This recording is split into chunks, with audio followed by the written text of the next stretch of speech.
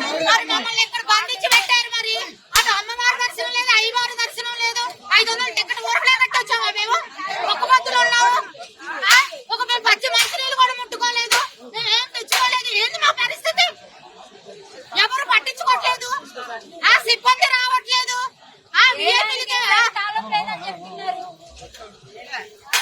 ఒక పద్ధతి ఉన్నప్పుడు ఏం చేయాలి మరి? మేము ఒక ప్రూఫ్ కానీ మంచినీళ్ళు కానీ లేవు. ఇప్పుడు ఏంటి మాది? చిన్నపిల్లలు ఉన్నారు మా దగ్గర, ఆ పెద్ద వాళ్ళు ఉన్నారు, ఇదిగో వయసు ఉన్న వాళ్ళు ఉన్నారు.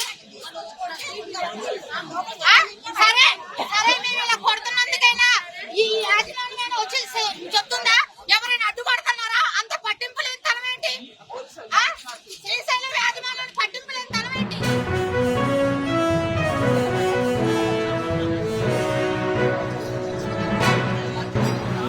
మేమేంటి వెళ్ళాలి?